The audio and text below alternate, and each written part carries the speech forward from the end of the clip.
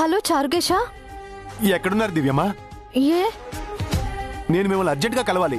ఒక ముఖ్యమైన విషయం మీకు చెప్పాలి. గుడి దగ్గరికి రా చారుకేశా. సరే దివ్యమ్మా.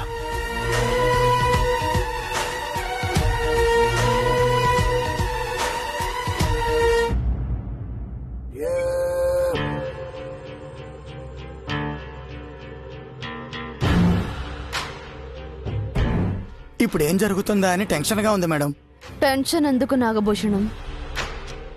ప్లాన్ క్లియర్ గా ఉంది కదా. అంటే మీ నోటుతో వినాలనుంది మేడం. సింపుల్. దివ్య గుడికొస్తుంది, అక్కడున్న అసిస్టెంట్ ని కలుస్తుంది.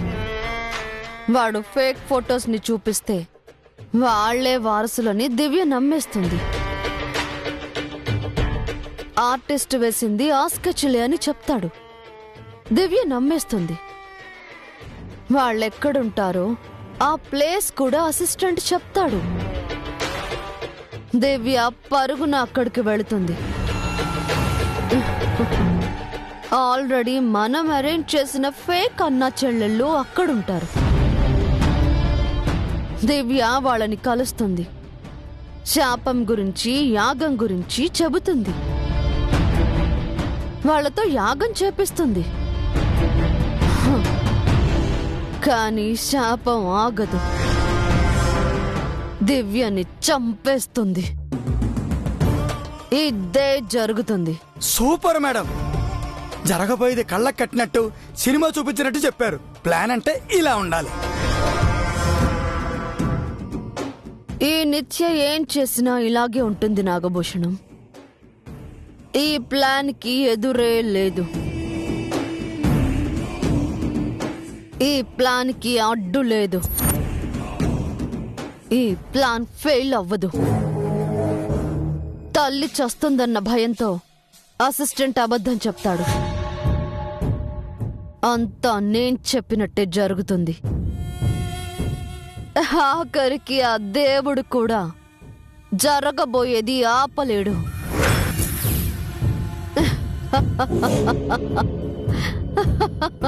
Excellent madam. దివ్యమ్మకి అసలు శాపం ఆ బ్రాహ్మడు పెట్టింది కాదు, మీరే తన పాలట శాపం. తిట్టావా, పొగిడావా? అయ్యో మేడం, మీ శత్రువుల పాలిట మీరు సింహ స్వప్నం అని చెబుతున్నాను.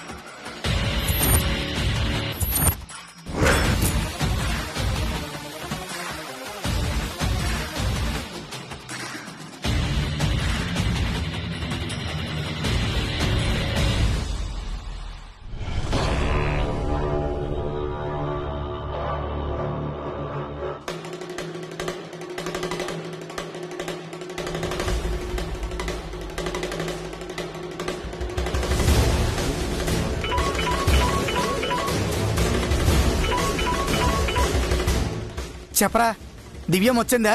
దివ్యంతో పాటు చాణక్య సార్ కూడా వచ్చారు సార్.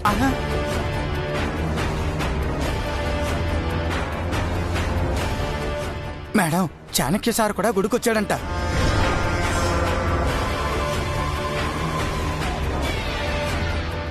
రే, ఫోన్ వాడికి ఇవ్వు.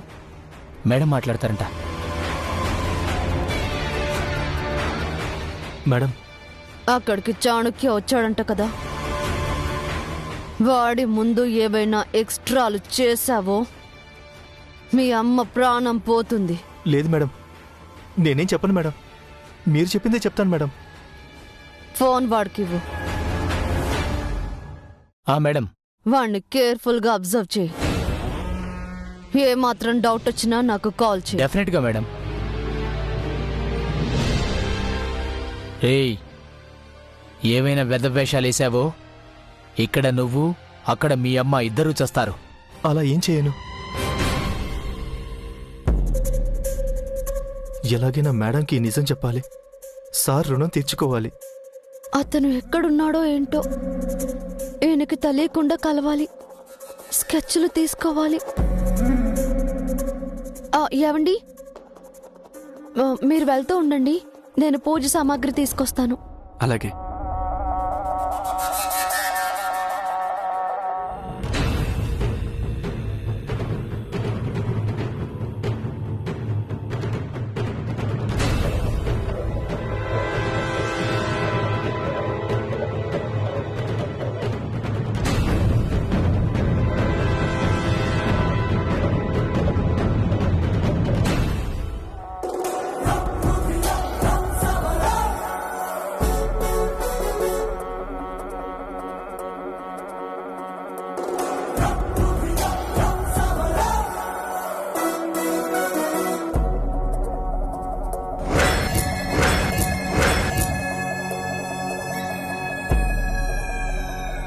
మీరు నిన్న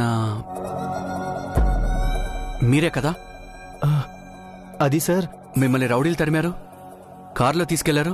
అవును సార్, లక్కీగా నేను చూసి పోలీసులకు చెప్పి కాపాడాను సార్. మీరెవరు? నేను తన బ్రదర్. ఓ, మీకేం కాలేదు కదా? దేవుడి దయవల్ల ఏం కాలేదు సార్, అందుకే గుడికొచ్చాం. అవును, నిన్న మీరెవరితోనో నన్ను ఫోన్లో మాట్లాడమన్నారు.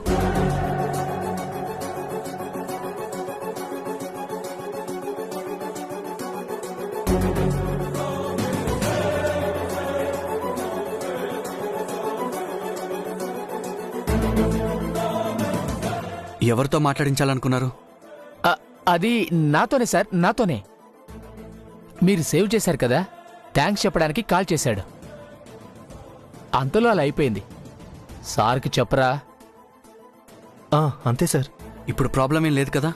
ఇప్పుడు ప్రాబ్లం ఏం లేదు sir. Thank you so much. Take care. Okay sir.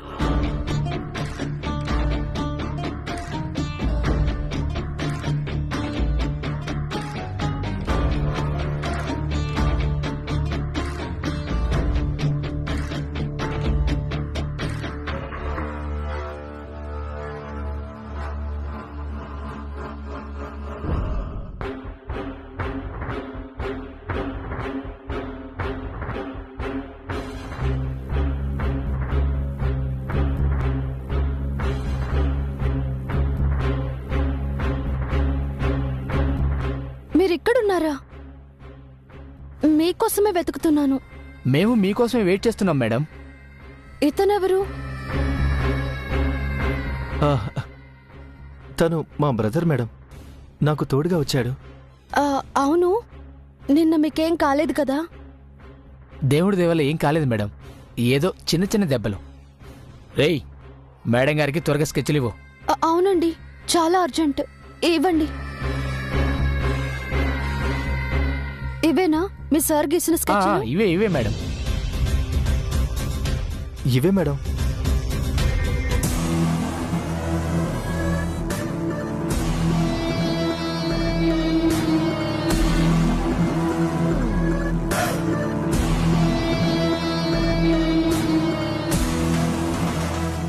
తనెవరు అని అడుగుతున్నారా? మా హస్బెండ్.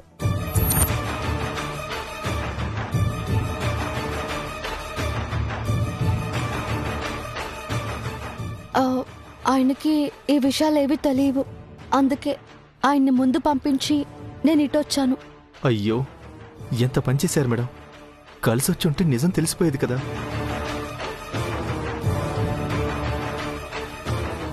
చాలా మంచి పని చేశారు మేడం. Thank you. నేనే మీకు థ్యాంక్స్ చెప్పాలి. Thank you so much. Okay madam, ఇక మేము వెళ్తాం.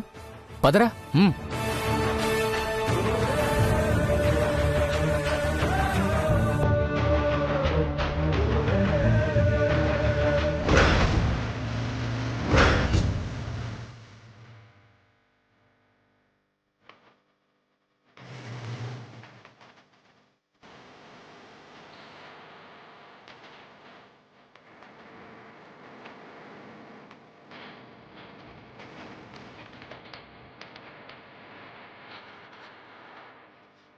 ఏమైంది సార్? ఎవరు కిడ్నాప్ చేశారు మిమ్మల్ని? ఎవరు లేరు సార్, ఫ్రెండ్స్ ప్రాక్టికల్ జోక్ చేశారంతే. మీరు నేను వీడి బ్రదర్ని సార్. ఓ మేడం గారు స్కెచ్లు అడిగారు కదా, ఇవ్వడానికి వచ్చాం. స్కెచ్లా? అదే సార్, మా వాడి సార్ గీసిన స్కెచ్లున్నాయి కదా, రెండో సెట్ ఉంటే ఇప్పుడే మేడం గారికి ఇచ్చొచ్చాం. ఓ మంచి పని చేశారు. ఒక్క నిమిషం.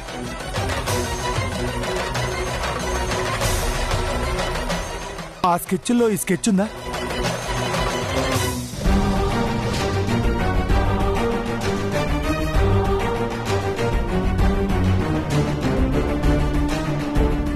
ఇది ఎవరు గీశారు సార్? మీ సారే, ఇందాకే గీసిచ్చారు. మా సార్ స్కెచ్ ఎందుకు గీసిచ్చారో అర్థం కావట్లేదు. అది ఎందుకు గీసారు ఏమో మాకే తెలుసు సార్. మేం బయలుదేరతాం. పదా. జాగ్రత్తగా వెళ్ళండి.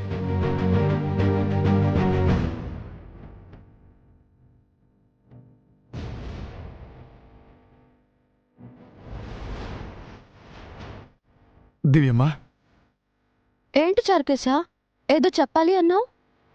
ఇదొకసారి చూడండి. ఆయన స్కెచ్ ఎవరు గీశారు? ఇందాక దినకర్ గారు గీసిచ్చారండి. ఏదో చెప్పాలని ప్రయత్నించారు. ఇతనే అతను అని అక్కడ రాశారు కూడా.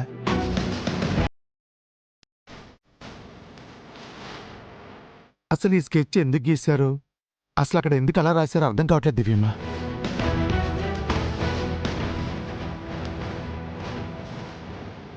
అర్థం కాకపోవడానికి ఏముంది చారుకేశా, ఆయనకి యాక్సిడెంట్ చేసింది ఈయనేనని దినకర్ గారు ఇలా చెప్పారు.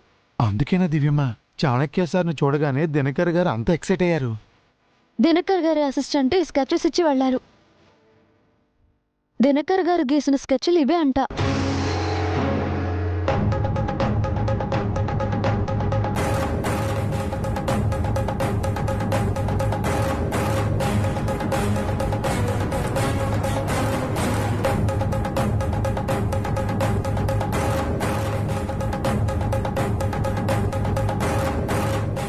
దివ్య, వస్తున్నానండి. చారుకేశా, ఈ స్కెచ్లు నీ దగ్గరే ఉంచు. ఆయన అడిగితే వేరే కారణం చెప్పు. అలాగమ్మా. ఏంటి ఇంత ఆలస్యం? ఓ చారుకేశా, నువ్వు కూడా వచ్చావా? అంటే ఈ పక్కనే కొంచెం పని ఉండి వచ్చాను సార్. దివ్యమ్మ కాల్ చేస్తే మీరు ఇక్కడే ఉన్నారని తెలిసింది, అందుకని వచ్చాను సార్. చెప్పండమ్మా. దినకర్ గారి పేరు మీద అర్చన చేయండి పంతులు గారు. అలాగే.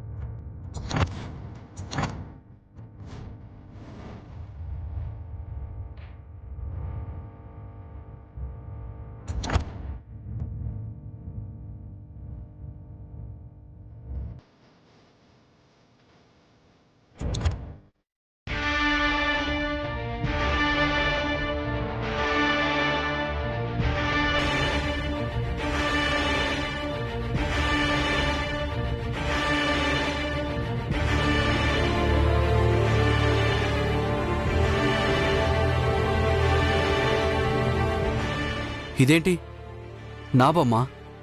ఎవరు గీశారు? అది దినకర్ గారు గీశారు సార్. ఎందుకు? అదే, మీరు తనని హాస్పిటల్లో అడ్మిట్ చేశారు కదండి, ఆ కృతజ్ఞతతో గీసినట్టున్నారు. పాపం, ఆయనకి యాక్సిడెంట్ చేసింది కూడా నేనే కదా. ఆయన త్వరగా కోలుకోవాలి.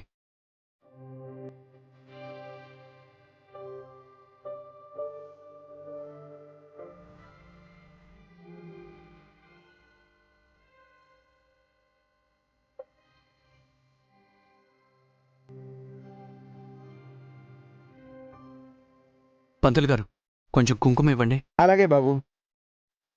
ఎందుకండి? హాస్పిటల్కి వెళ్ళి దినకర్ గారి నుదుటిని పెడదాం, మంచి జరుగుతుంది కదా. మీరు నమ్ముతున్నారా సార్? మంచి జరుగుతుందంటే మన నమ్మకాలు పక్కన పెట్టాలి చారుకేశా. దివ్య, ఇక బయలుదేరదామా?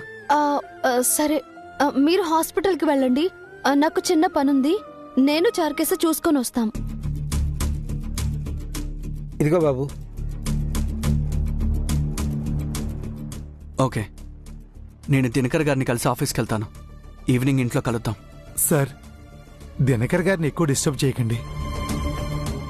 ఇందాక డాక్టర్ గారు బాగా కోప్పడ్డారండి. లేదు, ఆయన్ని చూసి బొట్టు పెట్టి వెళ్ళిపోతాను.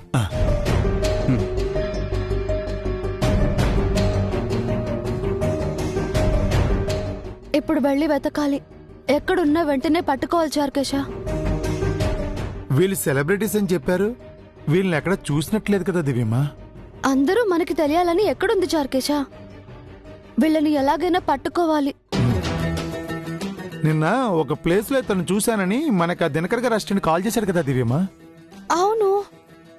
అయ్యో, అది అడగడమే మర్చిపోయాను. అతను వెళ్ళిపోయాడా? వెళ్ళిపోయాడు దివ్యమ్మ. తన ఫోన్ స్విచ్ ఆఫ్ అయిన సెల్ ఫోన్ టవర్ లొకేషన్ మనకు తెలుసు కదా. ఆ సిగ్నల్ ద్వారా వెతుకుదాం. తనకు ఒకసారి కాల్ చేయి చారుకేశ.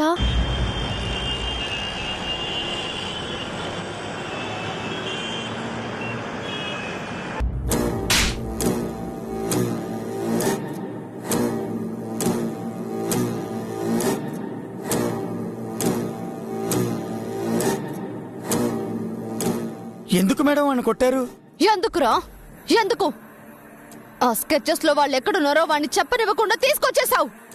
అంటే madam, Chanakya sir, దివ్యమ్మ, Charukesha 1 by 1 వచ్చేసరికి టెన్షన్ అయింది.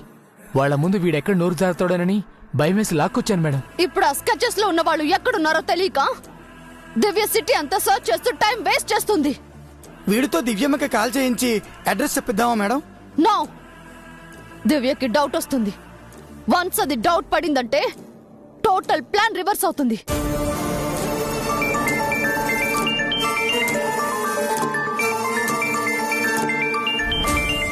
దివ్య మేడం, స్పీకర్ ఆన్ చేసి మాట్లాడు. Hello madam. ప్రకాష్ గారు, స్కెచ్ లో ఉన్న పర్సన్ ని నిన్న మీరు ఒక ప్లేస్ లో చూసారని చెప్పారు కదా. ఆ ప్లేస్ ఎక్కడ? గోపాల్పురం అగ్రహారం మేడం. గోపాలపురం అగ్రహారమా? అది హాస్పిటల్ దగ్గరలోనే ఉంది దివ్యమ్మ. ఓకే ప్రకాష్ గారు, థ్యాంక్ యూ. పద చారుకేశ. నీ టైం బాగుందిరా. నువ్వు చేసిన తప్పు వెంటనే సాల్వ్ అయింది. గుడికి వెళ్ళొచ్చారు కదా, దేవుడు వరం ఇచ్చాడేమో. లేదు మేడం, మీ సంకల్ప బలం ఇది. ఎస్, దివ్యని చావు దెబ్బ తీయాలి అన్న నా సంకల్ప బలమే ఈ ప్లాన్ ని నడిపిస్తూ ఉంది. ఇక నేను వెళ్ళొచ్చా మేడం? ఎక్కడికి వెళ్తావు? మా అమ్మ దగ్గరికి. మీ అమ్మ దగ్గరకా లేక మీ సార్ ఉన్న హాస్పిటల్ కా? లేదు మేడం, మా ఊరు వెళ్ళి ఏదో ఒక పని చేసుకొని బ్రతుకుతాను. ఓకే, వెళ్ళు. Thank you madam.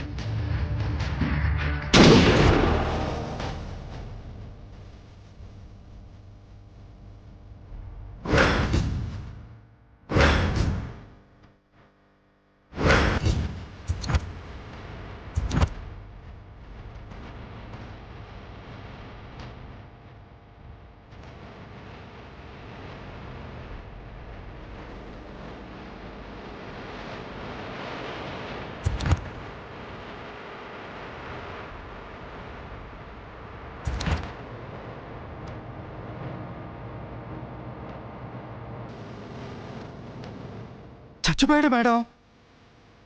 కావాలనే చంపేశాను. ఎందుకు మేడం? శత్రుశేషం రుణశేషం ఉండకూడదు అంటారు. అలాగే సాక్ష్యాలు కూడా మిగలకూడదు. ఇందాక వాడి గొంతులో భయం లేదు, కళ్ళల్లో ఏదో నిజాయితీ కనిపించింది. మనం వదిలేస్తే వీడు దివ్య దగ్గరికి వెళ్ళి నిజం చెప్పడు అన్న గ్యారంటీ లేదు. అందుకే పైకి పంపించేశాను. Wow, what a sharpness madam. నిజంగా మీరు బ్రిలియంట్ మేడం. దివ్యమ్మ చుట్టూ ఉచ్చు కాదు యమపాసం బిగించారు. చెప్పాను కదా నాగభూషణం, ఏ కారణం వల్ల కూడా ఈ ప్లాన్ ఫెయిల్ అవ్వకూడదు.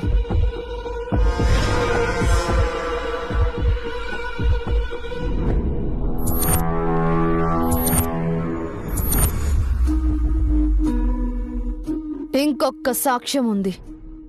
హాస్పిటల్లో ఉన్న ఆర్టిస్ట్. వాడు మాట్లాడలేడు కదా మేడం. కానీ బొమ్మలు గీయగలడు, రాయగలడు కదా. వాడి నోరు పని చేయకపోయినా కళ్ళు చేతులు బాగా పనిచేస్తున్నాయి. ఆ కళ్ళు మూతపడాలి. నువ్వొక పని చెయ్యి. ఇప్పుడు హాస్పిటల్లో ఎవ్వరూ ఉండరు. సైలెంట్గా వెళ్ళి వాణ్ణి లేపేయి. ఈసారి ఫెయిల్ అయ్యొచ్చావో హా!